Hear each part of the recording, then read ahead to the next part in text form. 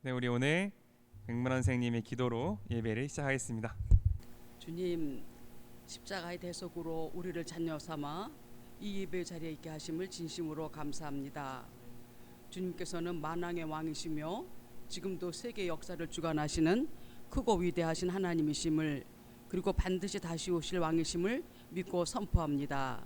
주님, 비록 적은 수로 모이지만 한 마음으로 기쁘게 주를 섬기며 사랑스러운 자녀들이 있어 다음 세대를 준비케 하심도 진심으로 감사드립니다.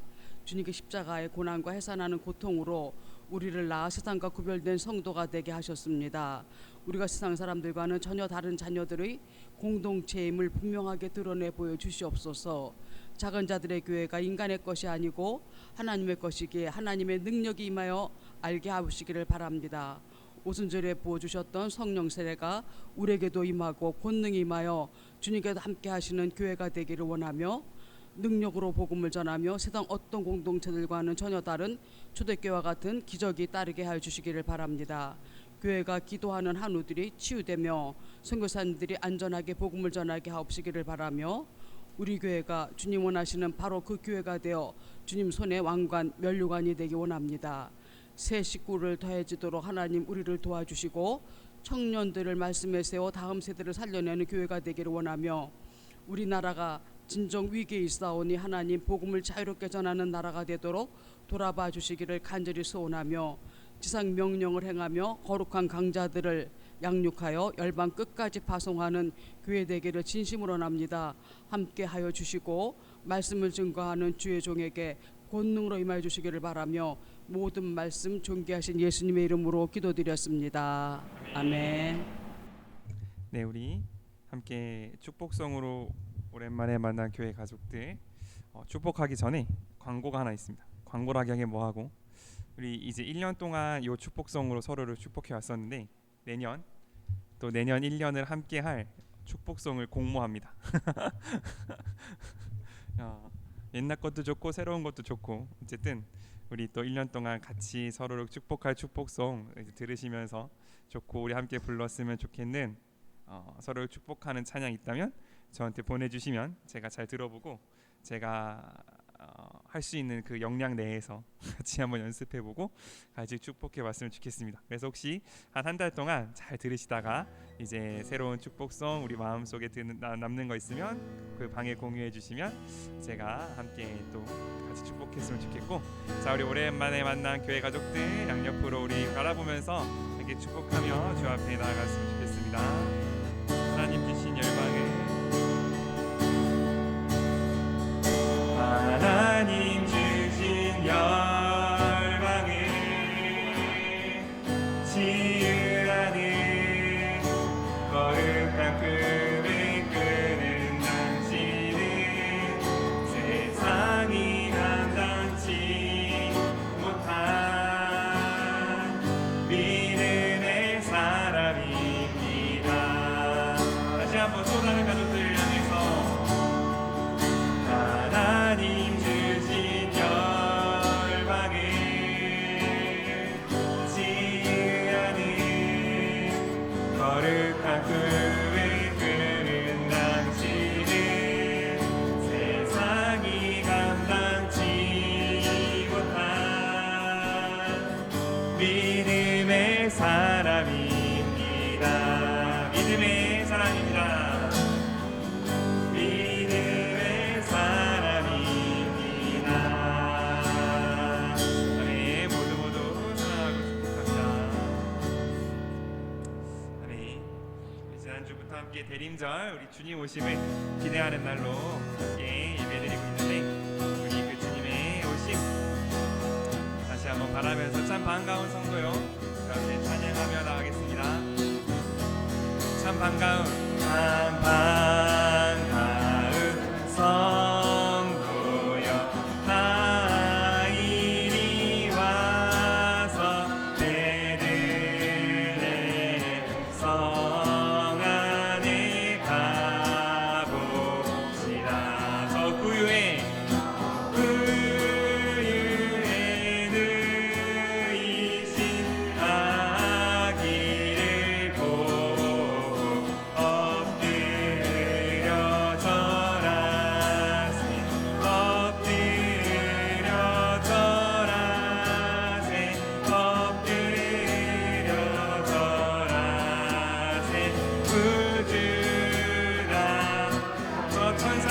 찬송해. 천사여 찬송해 높이 불러서 이 광활한 천지에 울리어라. 주 하나님 앞에는 영광을 돌려 엎드려 절하세. 엎드려 절하세. 엎드려 절하세.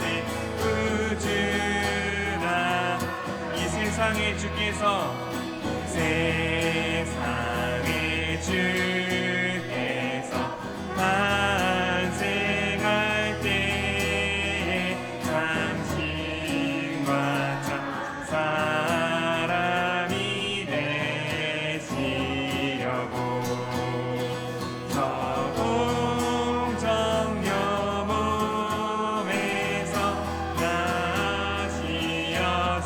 엎드려 절하세. 엎드려 절하세.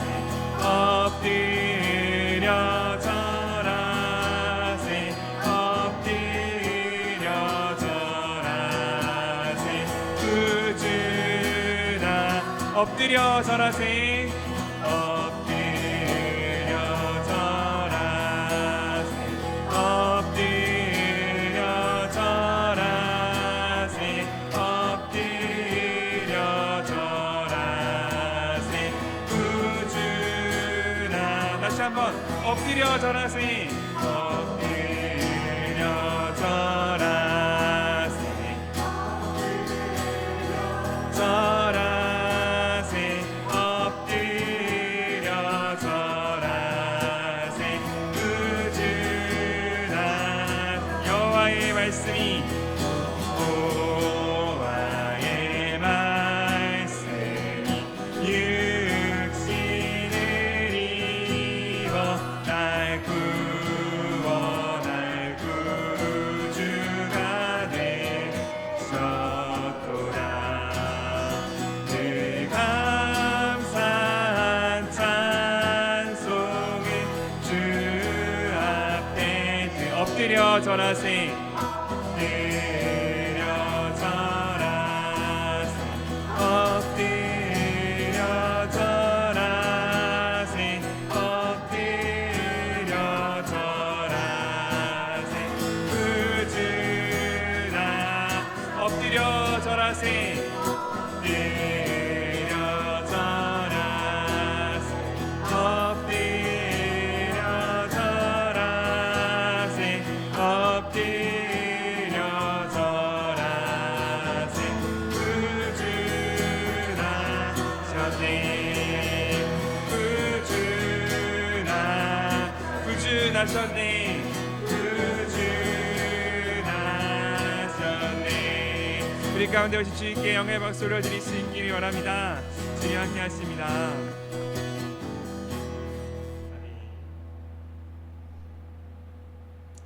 이렇게 우리 가운데 오셔서 우리를 부르시는 주님의 목소리 함께 찬양하며 나아갈 수 있으면 좋겠습니다.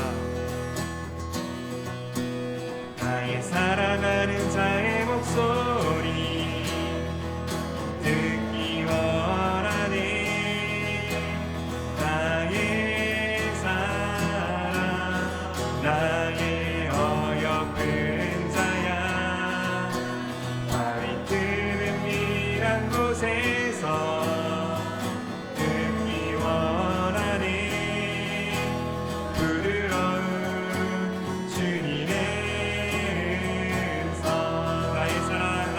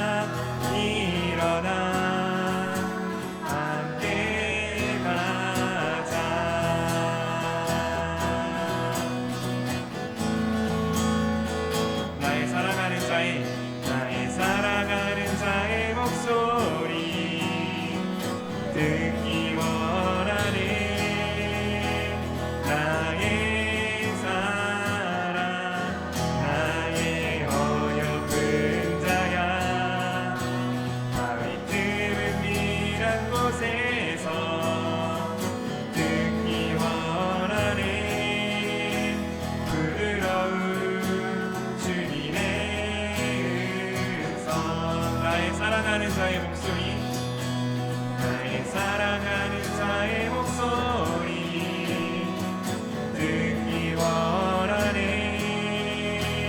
나의 사랑, 나의 어여쁜 자야, 발이 틈은 이런 곳에서 듣기 원하네. 부드러운 주님의 음성. 나의 사랑, 나의 사랑, 나의 사랑, 나의 사랑, 나의 어여쁜 자야, 일어나 함께 가자. 나의 사랑, 나의 사랑, 나의 어여쁜 자야, 일어나 함께 가자. 나의 사랑, 나의 사랑, 나의 사랑, 나의 사랑, 나의 어여쁜 자야, 일어나 함께 가자. 나의 사랑, 나의 사랑, 나의 어여쁜 자야, 일어나 함께 가자. 나의 사랑, 나의 사랑, 나의 사랑, 나의 사랑, 나의 어여쁜 자야, 일어나 함께 가자. 나의 사랑, 나의 사랑, 나의 어여쁜 자야, 일어나 함께 가자. 일어나 함께 가자. 일어나 함께 가. 마지막으로 일어나 함께 가자. 일어나 함께 가자. 아멘. 우리를 부르시고 우리를 사랑 가운데 초대하시는 주님, 우리 그 주님께 한번 기도로 나아갈 수 있으면 좋겠습니다. 하나님, 주님께서 우리를 사랑하시고 주님께서 우리와 함께 하심으로 주님께서 우리를 정말 우리의 은밀한 곳에서 주님과 주님과 나만 함께 있는 바로 그곳에서 우리를 부르시고 그곳에서 우리를 향한 사랑을 고백하실 줄을 믿습니다. 하나님, 우리가 그 사랑 고백 가운데 나아가 나도 주님께 사랑을 고백하여 드리는 주님의 신부 될 수 있기를 원하오니 아버지여, 우리가 오늘 이 시간 주님 앞에 나와 예배할 때에 오직 주님만 사랑하며 주께만 예배드리는 거룩한 주의 예배자 되게 하여 주시옵소서. 우리 오늘 예배 자신 함께 올려드리며 기도하며 주 앞에 나아가겠습니다. 하나님 감사합니다. 우리 가운데 함께하여 주시고 주님 하나님의 마음을, 하나님의 뜻을 우리 가운데 알게 하시는 주님 감사합니다.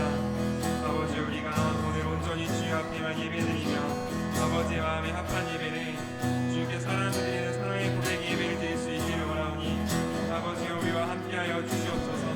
온전히 하나님의 뜻과 온전히 아버지의 마음에 합한 예배를 드리며 주 앞에 나아갈 수 있기를 원하오니 아버지 여기서 드리는 모든 예배가 하나님 마음에 합하고 아버지 마음에 합하며 하나님 주께서 받으실 만한 거룩하고 아름다운 예배 될 수 있도록 아버지 예배드리는 우리 모두의 마음 가운데 좌정하여 주시고 우리와 함께하여 주셔서 우리를 사랑하시며 또한 나를 사랑으로 부르시는 당신의 그 마음을 우리가 알고 우리가 그 뜻대로 나아가 아버지를 기쁘시게 하며 마침내 주님께 합당한 예배를 드리며 마침내 주님을 사랑하는 거룩한 주의 예배자 될 수 있게 허락하여 주시옵소서.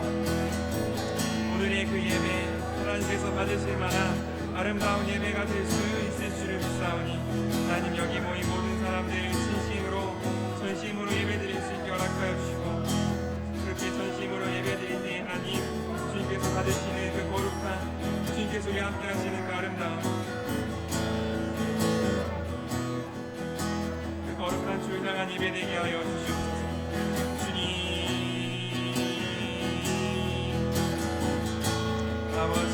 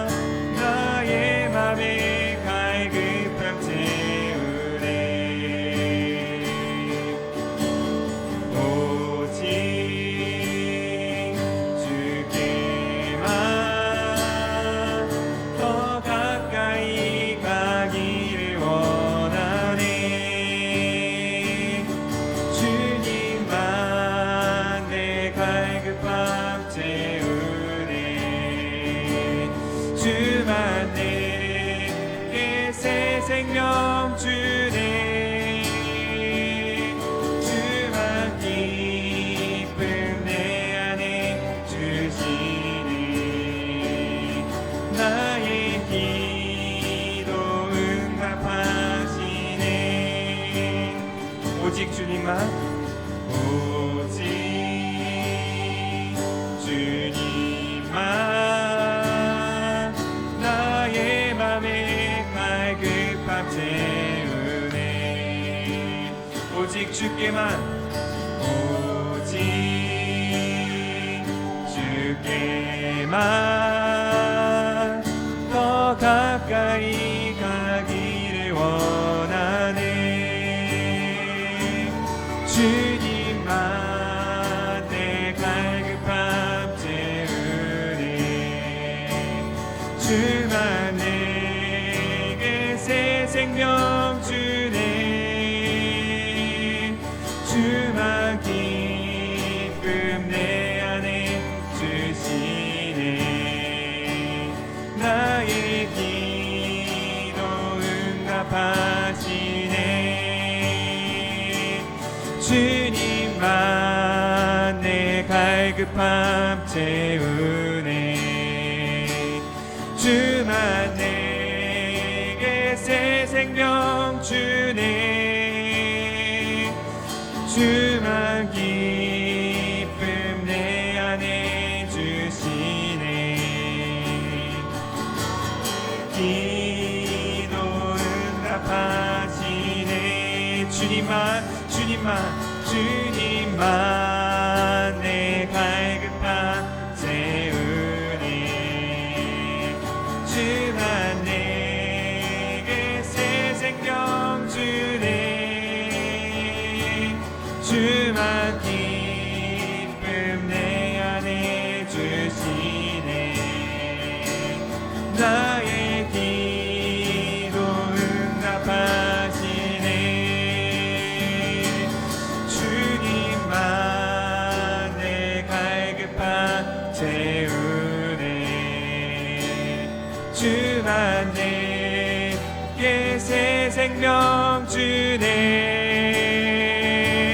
주만 기쁨 내 안에 주시네. 나의 기도 응답하시네. 주님만 내 갈급함 채우네. 주만 내게 새 생명 주네. 주만 기쁨 내 안에 주시네.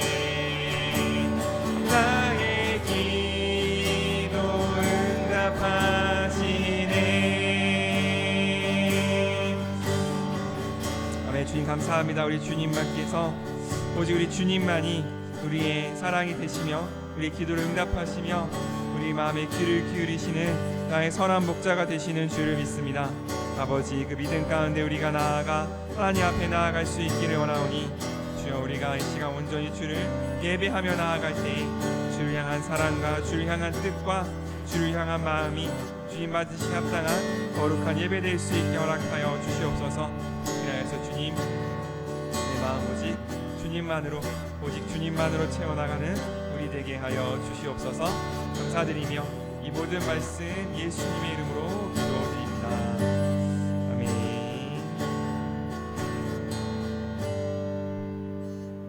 아멘. 우리 양옆으로 한번 같이 인사했으면 좋겠습니다. 주님만 함께 하십니다. 우리 한번 같이 인사했으면 좋겠습니다. 자, 오늘 같이 찾을 말씀 야고보서입니다. 찾으셨는지 7절에서 12절, 5장 7절에서 12절 다 찾으셨나요? 네, 그럼 우리 한번 같이 번갈아 가며 읽도록 하겠습니다.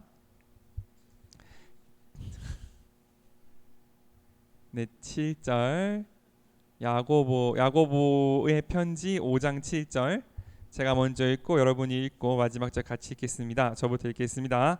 형제 여러분, 그러므로 여러분은 주님이 다시 오실 때까지 참고 기다리십시오. 보십시오, 농부는 귀중한 추수를 바라고 인내심을 가지고 가을비와 봄비를 기다립니다. 여러분도 인내하며 참고 마음을 굳세 굳세게 하십시오. 주님이 오실 날이 가깝습니다. 형제 여러분, 심판을 받지 아니려거든 서로 원망하지 마십시오. 심판하실 분이 이미 문 앞에 서 계십니다. 여러분은 고난을 참고 이기며 주의 말씀을 전하던 예언자들을 본받으십시오. 우리는 끈기 있게 참아낸 사람들의 행복하다고 말합니다. 여러분도 욥의 인내에 대해 들었고 마지막에 하나님이 그에게 축복해 주신 것을 알고 있겠지만 하나님은 자비와 동정심이 많은 분이십니다. 형제 여러분, 무엇보다도 맹세하지 마십시오.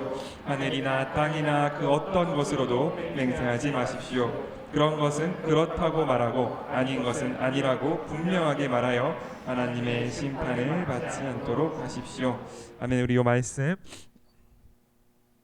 주님 오실 날이 가깝다면 이라는 제목으로 함께 말씀 나누도록 하겠습니다. 우리가 지난주부터 무슨 절을 지킨다고 했죠? 대림절. 뭐를 기대해요? 주님의 오심. 예수님이 오시는 것을 기다리는 걸 대림이라고 합니다. 그러므로 지금 우리에게 중요한 건 뭐냐면 무엇을 기다리는 사람, 어떤 것을 기다리는 사람은 어떻게 살아가는가라는 걸 우리가 좀 같이 살펴볼 필요가 있다라는 거죠. 물론 성탄은 무엇을 기뻐하는 거냐면 예수님이 처음 이 땅 가운데 아기 예수로 오신 것을 기뻐하고 기다리는 걸 성탄이라고 합니다. 그러면 예수님은 이미 오셨잖아요. 예수님은 이미 오셨는데 왜 또 오신 것을 기다리는 그 절기를 기념하느냐? 이미 오신 분을 왜? 그분이 오실 것을 기대하는 그거를 무려 4주나 잡아서 우리가 같이 살펴보냐면 왜 그러냐면 우리 주님은 다시 오실 것이기 때문에 그렇습니다. 우리가 구약 성경, 신약 성경이라고 하잖아요. 그죠? 구약은 뭐냐면 구는 뭐냐면 옛날이란 뜻입니다. 약은 뭐냐면 약속이란 뜻이에요. 옛날 약속이 있고 신약, 새로운 약속이 있습니다. 옛날 약속은 뭐냐면 메시아, 예수님이 오실 것이다 라는 약속이에요. 신약, 새로운 약속은 뭐냐면 그 예수님이 다시 오실 것이다 라는 약속입니다. 그래서 우리 예수님을 믿는 사람들은 약속을 기다리면서 살아가는 사람들이에요. 구약 시대에 살았던 사람들은 예수님이 오실 것을 기대하면서 살았고 그 이후에 태어난 우리들은 예수님이 다시 오실 것을 기대하면서 살아가는 사람들입니다. 그러므로 오늘 있는 이 본문은 예수님을 믿은 사람들이 예수님의 다시 오심을 어떻게 기다렸는가, 그리고 그 기다림이 예수님을 기다린가 얼마나 닮아 있는지 그것에 대한 이야기를 오늘 한번 해보고자 합니다. 자, 그래서 7절에 뭐라고 나와 있냐면 형제 여러분, 그러므로 여러분은 주님이 다시 오실 때까지 참고 기다리십시오. 보십시오. 농부는 귀중한 추수를 바라고 인내심을 가지고 가을비와 봄비를 기다립니다 라고 되어 있습니다. 가을비와 봄비라는 표현은 이스라엘의 특징적으로 나오는 이스라엘 그 절기상 가을비와 봄비가 있어야 이제 이스라엘 사람들이 먹는 밀이 제대로 자랐다고 해요. 그래서 가을비와 봄비는 그냥 때를 따라 내리는 비일 수도 있으나 다르게 말하면 그게 안 오면 이제 그의 농사가 완전 망가지는 이제 그런 거라고 보시면 됩니다. 어쨌든 농부는 인내심을 가지고 기다리는데 뭐를 기다리냐면 추수를 바라고 기다립니다. 그러니까 우리는 농사를 지어본 적이 잘 없으니까 이 농부의 마음을 잘 알기가 어려운데 우리가 한번 생각해 보자는 거죠. 농부가 밭에 씨를 뿌리잖아요. 밭에 씨를 뿌리면 그 씨는 살아있는 것 같아요? 안 살아있는 것 같아요? 안 살아있는 것 같아요. 그죠? 그냥 알갱이 같습니다. 그 알갱이 같은 것을 밭에 뿌리고 그게 열매가 나서 열매가 열릴 거란 걸 뭐하고? 믿고 거기에 계속 뭐 하는 거예요? 물도 주고 거름도 주고 잡초가 나면 그것을 솎아내기도 하고 등등등 여러 가지를 하면서 수고를 합니다. 그러면 이 농부는 지혜로운 사람입니까? 어리석은 사람입니까? 지혜로운 사람이죠. 왜냐하면 농부는 자기가 얻을 것이 무엇인지 정확히 알고 그것을 위해서 어떤 노력을 해야 되는지 알고 그리고 무엇이 필요한지 알기 때문에 농부는 그 노력, 매일 아침 일찍 일어나서 덥든 춥든 물을 주고 거름을 주고 때를 따라서 새를 내쫓고 잡초를 뽑고 하는 그 모든 수고를 다 감당할 만한 이유가 있다라고 생각하는 거예요. 왜냐하면 열매가 열릴 것이기 때문에. 그거는 왜 그러냐면 내가 씨를 심었다는 분명한 사실이 있고 그 씨를 심었다면 비가 오고 내가 노력을 하면 열매를 맺힐 것이라는 것을 알기 때문에 그렇습니다. 그런데 어떤 사람이 농부가 씨를 뿌리는 모습을 보지 못했어요. 혹은 그 씨를 뿌려도 열매가 낸다는 사실을 알지 못하는 어떤 사람이 있었다고 칩시다. 그럼 그 사람이 보기에 농부는 어떤 사람입니까? 진짜 불쌍한 사람이죠.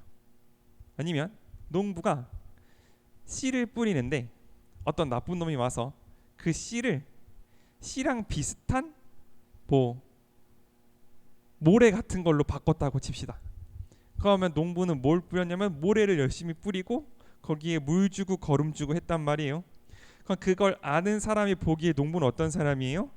진짜 불쌍한 사람이죠. 이상한 사람이죠.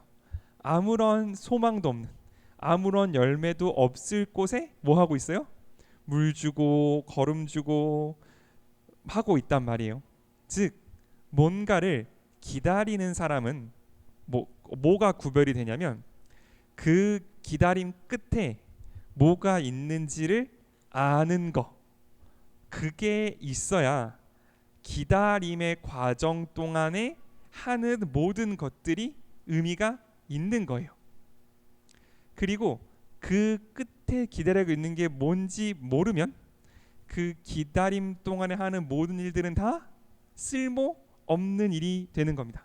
그러므로 그 기다림 끝에 뭐가 있다는 걸 아는 사람과 뭐가 있다는 걸 모르는 사람은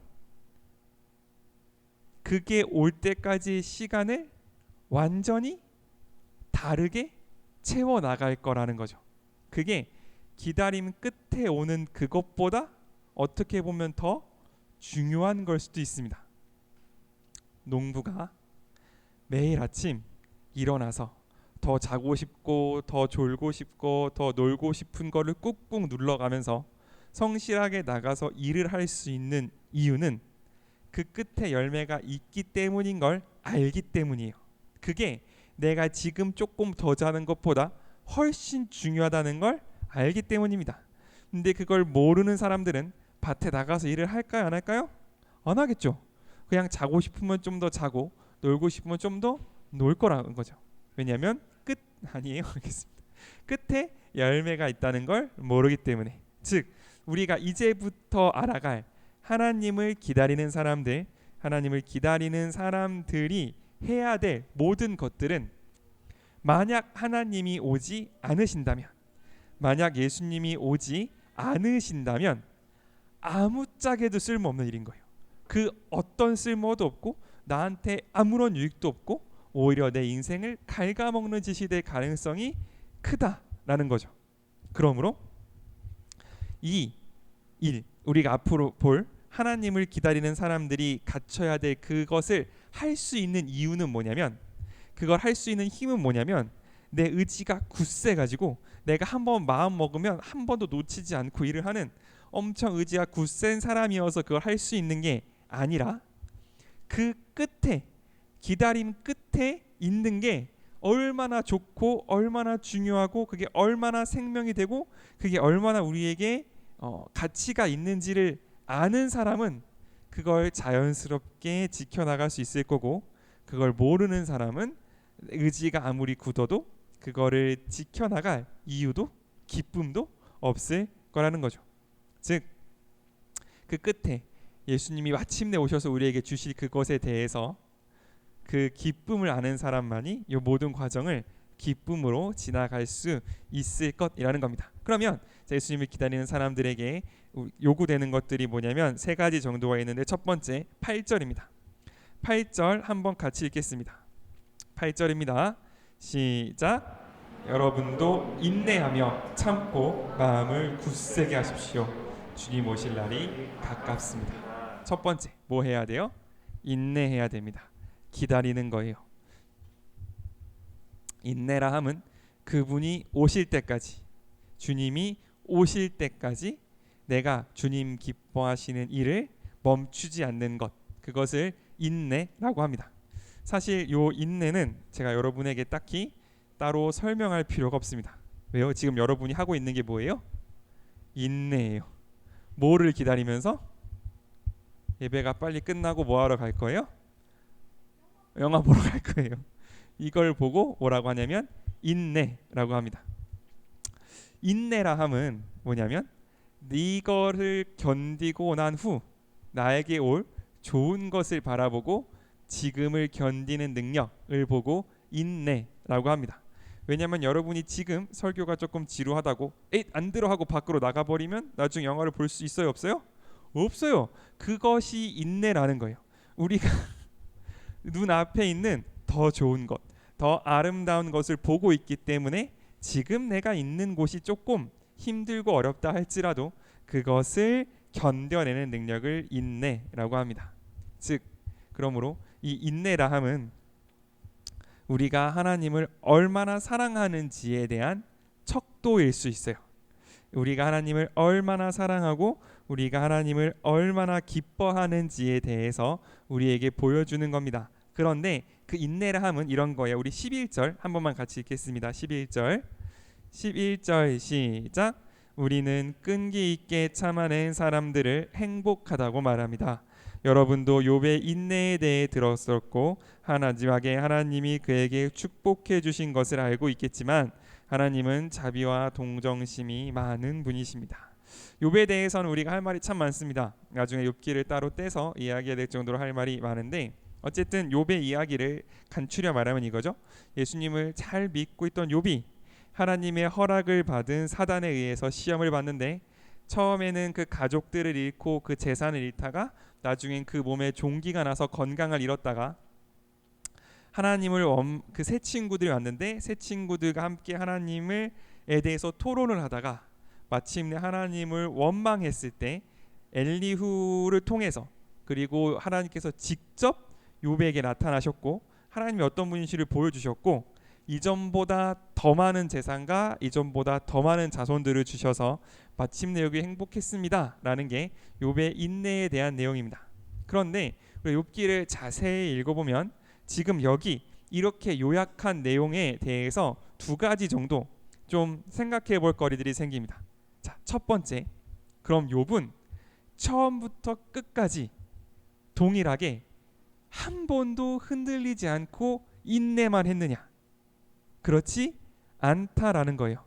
처음에 욥은 자신이 당한 일을 보고 주님이 주셨으니 주님이 취하실 것입니다 라는 고백을 올려드린 반면에 그 고난이 심해지고 친구들도 와서 야, 네가 뭔가 잘못한 게 있으니까 그렇겠지, 하나님이 그냥 그러시겠냐라는 위로를 가장한 저주들이 계속 쌓이다 보니까 나중에 어떤 말을 하냐면 내가 차라리 태어나지 않았으면 좋았을걸, 나를 벤 태가 저주받았으면 좋았을걸, 이란 말을 하면서 하나님을 원망했다가 나중에 하나님을 보고 돌아오게 됩니다.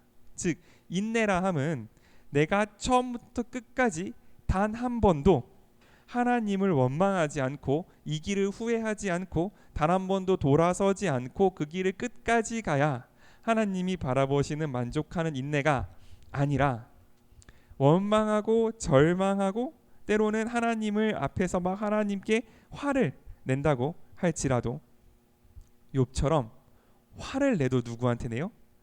하나님한테 내는 거. 원망을 해도 누구를 원망해? 하나님을 원망하는 거. 즉 이 마음의 깊은 곳에서 내가 원망할 대상, 내가 원망할 정도로 매달릴 대상은 하나님밖에 없다라는 고백, 그게 인내라는 사실을 우리가 욥을 통해서 하나 알 수 있는 거고, 두 번째는 이겁니다. 자, 저한테 온유와 온음이라는 아들 딸이 있습니다. 하나님이 이 둘을 데려가셨어요. 그리고 많은 일이 있은 후에 갑자기 저를 용서하시고 저한테 두 아들과 두 딸을 주셨다고 칩시다. 그럼 내 마음의 상처가 사라집니까? 안 사라져요. 가족이란 건 그런 게 아닙니다. 두 아들을 데려갔는데 내 아들을 줬다고 해서 이게 보상이 되는 그런 부분이 아니라고요. 그럼에도 불구하고 하나님께서는 그들을 데려가시고 더 많은 후손을 주셨습니다. 물론 이거는 그 당시 어떤 문학적 장치로 볼 때에 더 큰 복을 주셨다라는 걸로 해석할 수도 있는 내용이에요. 그러나 제가 보기에는 그게 어떤 여전히 하나님의 돌보심이 욥에게 있다라는 증거로는 쓰일 수 있어도 그 마음에 대한 상처나 상실에 대한 보상은 아닐 수 있다는 거죠. 다만 하나님께서 그 과정을 통하여 더 분명하게 보여주신 건 뭐냐면 하나님이 누구신가였어요.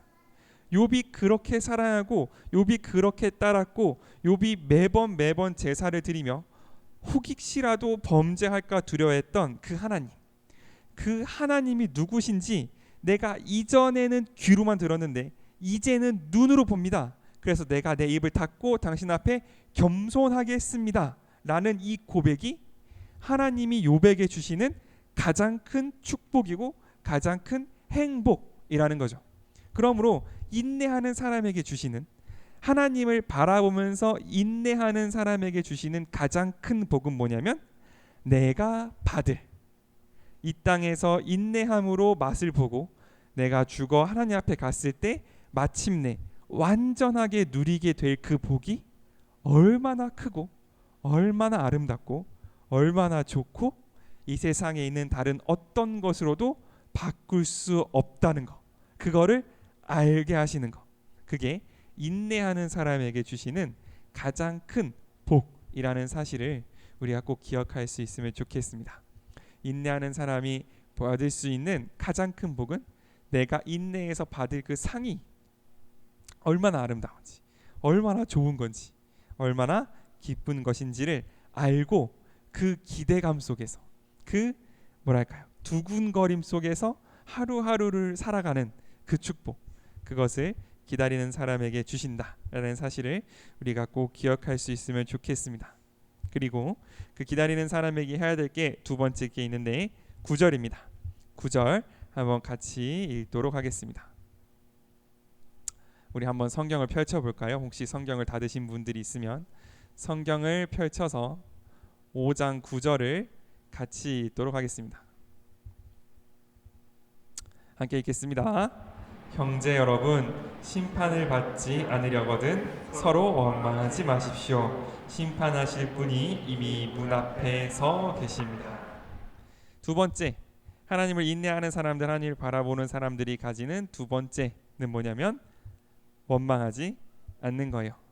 저 사람 나를 핍박하고 나에게 못되게 하고 나한테 사기치고 나한테 잘못한 사람을, 그 사람을 갚아줄, 그 사람의 그 잘못을, 그 사람의 그 죄를, 그 사람의 그 부족함을 갚아줄 게 누구냐면 그게 나예요? 그게 나면 뭐예요? 기다리는 게 아니죠. 누가 나한테 잘못했다고 내가 그 사람을 찾아가서 꿀밤을 한 대 때렸어요. 그럼 인내한 겁니까? 아니에요. 그리고 그 죄에 대한 판단을 누가 한 거예요? 내가 한 거죠. 내가 보기에 저 사람은 꿀밤 한 대 맞을 만큼 잘못했어. 그러니까 저 사람은 꿀밤을 맞아도 돼 하고 그 사람을 찾아가서 꿀밤을 때리면 그 일을 판단한 사람은 내가 된 거고, 내가 하나님을 기다리지 않고 그 사람에게 내 일을 행한 게 되는 겁니다. 하지만 주님이 오신다는 것을 알고 있는, 주님을 기다리는 사람들은 어떻게 하냐면 원망하지 않고 그 심판을 누구한테 맡길 거냐면 하나님한테 맡길 거다. 왜냐하면 첫 번째로 그분이 문 앞에 있다라고 얘기해요.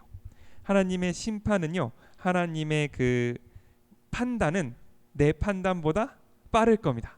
내 판단보다 정확할 거고요, 내 판단보다 훨씬 더 엄하고 훨씬 더 뭐랄까, 내가 할 수 있는 그 복수 혹은 내가 할 수 있는 그 보복의 영역보다 훨씬 더 깊고 어떻게 보면 훨씬 더 본질적인 곳에서 그 사람을 건드릴 거예요.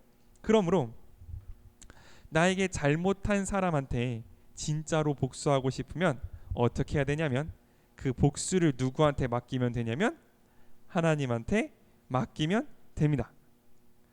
내 동생이, 내 친구가 나한테 잘못했는데 내가 그 사람한테, 그 친구한테 잔소리하는 게 무서워요? 엄마 아빠가 그 친구한테 혼내는 게 무서워요? 엄마 아빠가 혼내는 게 훨씬 무섭잖아요. 마찬가지입니다.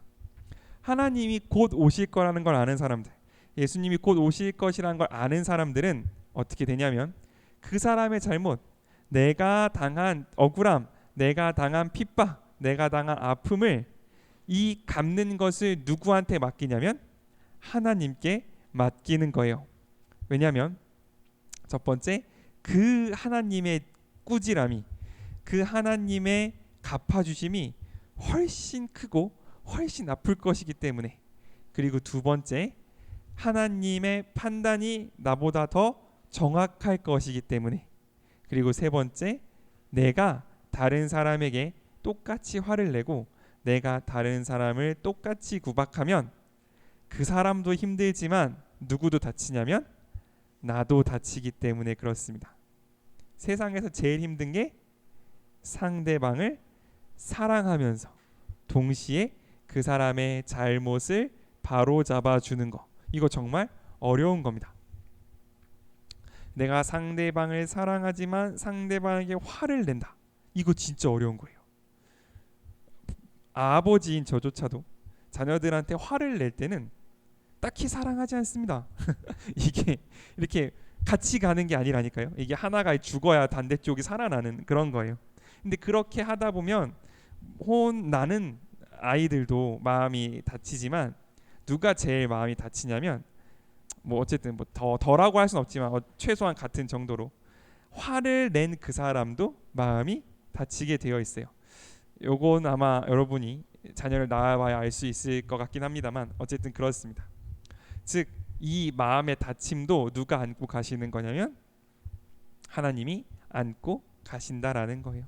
그러므로 이 모든 것들을 다 생각해 봤을 때 내가 나의 분노를 드러내는 거, 내가 어떻게 보면 당연하다고 생각하는 나의 권리, 이 정도 내가 핍박받았으면, 이 정도 내가 참았으면, 이 정도 내가 뭐랄까 용납해 줬으면 나는 이만큼은 할 수 있다, 이 정도 화는 낼 수 있다 라고 생각하는 그것조차도 곧 오실 그분께 맡겨드리는 거, 그게 하나님을 기다리는 사람의 태도라는 거죠.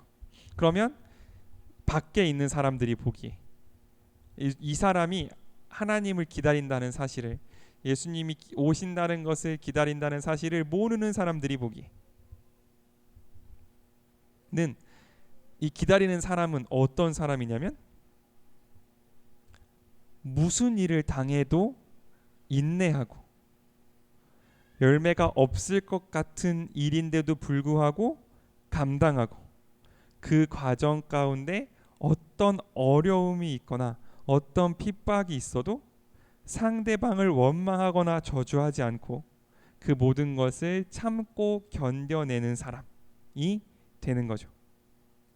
이 모습이 그 사람이 제가 앞에서 말씀드린 것처럼 그 사람이 의지가 너무 굳고 심성이 너무 곱고 막 정말 모든 걸 다 받아낼 수 있을 만큼 그 사람 마음이 넓어서 그러는 것이 아니라 다른 사람들은 보지 못하는 소망을 보고 있을 때, 주변 사람들은 알지 못하는 희망을 보고 있을 때 우리는 그런 사람이 될 수 있다라는 겁니다. 마지막으로 우리가 하나만 더 같이 보고 마치겠습니다. 12절입니다. 12절. 우리 12절 한번 같이 읽도록 하겠습니다. 시작. 여러분, 무엇보다도 맹세하지 마십시오. 하늘이나 땅이나 그 어떤 것으로도 맹세하지 마십시오. 그런 것은 그렇다고 말하고 아닌 것은 아니라고 분명하게 말하여 하나님의 심판을 받지 않도록 하십시오. 이건 무슨 말이냐면 이런 뜻입니다. 우리가 무슨 일을 할 때 내가 어떤 말을 했는데 상대방이 안 믿어줘요. 내가 어떤 말을 했는데 예를 들어 뭐가 있을까요? 억울한 일이 아이스크림이 하나 남아 있었어. 없어졌습니다. 네가 먹었냐? 라는 말을 들을 때 안 먹었다고 말하는데 의심을 거두지 않는 거죠.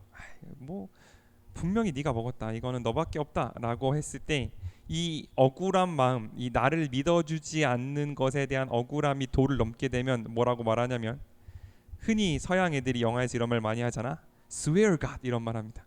내가 하나님한테 맹세하는데 야 나 진짜 맹세코 안 먹었다 라는 말을 하게 됩니다. 이거는 뭐냐면 내 말을 믿어주지 않는 것에 대해서 내가 어떤 이렇게 한도를 넘는 걸 하는 거예요. 내가 뭐라고 하나님을 걸고 맹세할 수 없는 거잖아요. 그럼에도 불구하고 야 내가 우리 엄마를 걸고 맹세하는데 야 내가 우리 아빠를 걸고 맹세하는데 나 안 그랬어 라고 말하는 거는 뭐냐면 내 말에 대해서 내가 걸 수 없는 책임을 거는 거예요. 이거를 하지 말라라고 성경은 이야기하는 겁니다. 즉 무슨 말이냐면 내 말, 내가 하는 이 말에 어떤 권위를 덧붙이고 어떤 이 말로 다른 사람을 이렇게 조종하거나 설득하기 위해서 맞는 말 이상의 어떤 다른 것을 더하지 말라라는 말이에요.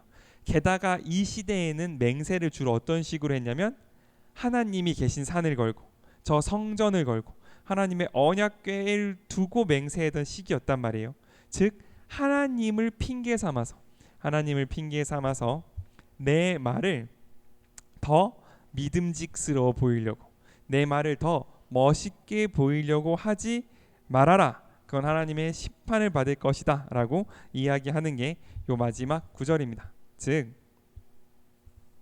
이 세 가지 하나님을 기다리는 사람들이 가지고 있어야 할 세 가지를 종합해보면 이런 거예요. 하나님을 기다리는 사람들은 인내할 겁니다. 주님이 오실 때까지 주님이 기뻐하신 일을 계속할 거예요. 하나님을 기다리는 사람들은 원망하지 않을 겁니다. 나의 이 원망과 아픔과 슬픔과 두려움을 이제 곧 오실 바로 문 밖에 계신 하나님 앞에 맡겨드릴 거예요. 그리고 내가 나의 말을 더 힘을 주기 위해서 거짓으로 맹세하거나 내가 걸 수 없는 것을 걸지 않고 오직 진실된 만말을 오직 그런 건 그렇다고 아닌 건 아니라고 겸손하게 말할 뿐일 거라는 거죠. 이 세 가지를 모두 합쳐보면 뭐가 나오냐면 겸손이라는 글자가 나오게 됩니다. 즉 하나님을 기다리는 사람은 하나님을 바라보는 사람은 어떤 사람이냐면 곧 오실 하나님이 나에게 주실 것이 지금 내가 가지고 있는 것보다 훨씬 아름답다는 걸 겸손하게 인정하는 사람. 곧 오실 하나님께서 베푸실 그 평가가 베푸실 그 재판이 내가 하는 것보다 더 공정하고 더 크고 더 완벽할 거라는 걸 겸손하게 인정하는 사람. 곧 오실 하나님께서 보여주실 것들이 내가 함부로 맹세하고 내가 함부로 말하는 것보다 더 확실하고 더 분명할 것이라는 것을 겸손하게 인정하는 사람. 그러므로 참고 그러므로 용서하고 그러므로 견디는 바로 그 모습이 하나님을 기다리는 사람들의 모습이라는 사실 우리가 꼭 기억할 수 있으면 좋겠습니다. 그래서 우리 정말 마지막으로 8절 한 번만 마지막으로 같이 읽고 기도하도록 하겠습니다. 8절입니다. 시작. 여러분도 인내하며 참고 마음을 굳세게 하십시오. 주님이 오실 날이 가깝습니다.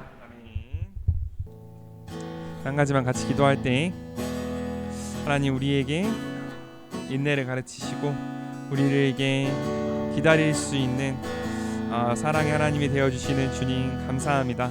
우리가 하나님께서 우리 가운데 오셔서 주실 그 열매를 하나님께서 우리 가운데 오셔서 베푸실 바로 그 정말 갚으심을 하나님께서 우리에게 오셔서 보여주실 하나님의 나라를 사모하며 주 앞에 나아가오니 아버지여 우리와 함께 하셔서 우리가 주님의 나라에 이르기까지 주님의 나라가 우리 가운데 이르기까지 또한 그 모든 것을 인내하며 모든 것을 참으며 모든 것을 견디며 모든 것을 바라는 바로 그 하나님을 사랑하는 자의 마음 우리 가운데 있게 하여 주시옵소서. 함께 기도하며 주 앞에 나아가겠습니다. 하나님 주님 감사합니다. 아버지, 우리로 하여금 아버지의 마음과 아버지의 뜻이 우리 가운데 있게 하시는 주님 감사합니다. 주여, 우리로 하여금 온전하게 아버지의 뜻이, 온전하게 아버지의 마음이 우리 가운데 나타날 수 있게 허락하여 주시옵소서.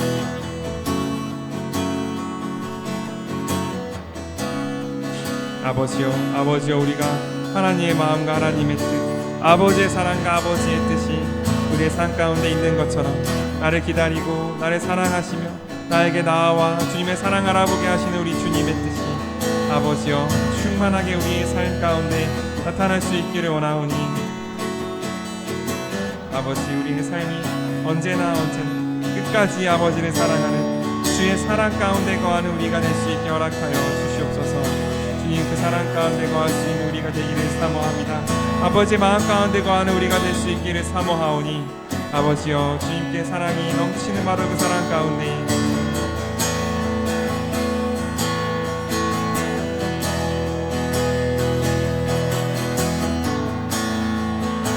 우리가 온전히 다시 한번 사랑을 고백하는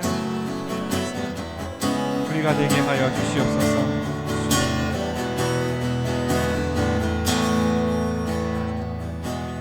주님 감사합니다. 우리로 하여금 당신을 기다리며 주님께서 주실 그 아름다운 나라를, 주님께서 주실 그 아름다운 심판을, 주님께서 주실 정말 그 아름다운 나라를 바라보며 나아가게 하시는 주님 감사합니다.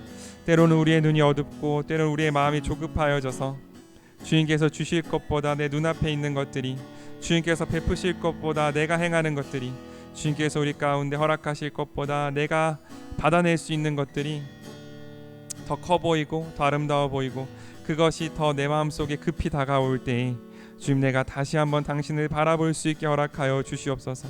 우리 삶 가운데 생각할 수 없었던 기적으로 역사하셨던 아버지께서 동일하게 우리 이후의 삶에도 역사하실 줄을 믿습니다. 하나님, 그렇게 역사하실 주님을 우리가 믿고 기도하며 기대하며 나아가오니 마침내 우리 가운데 오셔서 공의로운 심판을, 마침 가운데 우리 가운데 오셔서 저 천국의 기쁨을 허락하실 우리 주님을 우리가 바라보며 그 주님 앞에 나의 모든 삶, 나의 모든 결정을 내려놓는 주님 앞에 겸손함으로, 주님 앞에 순종함으로 나아가는 여기 모인 우리 되게 하여 주시옵소서.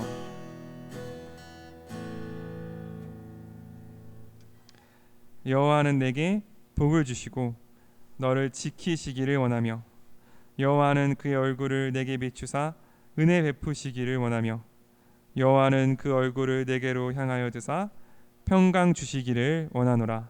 아멘.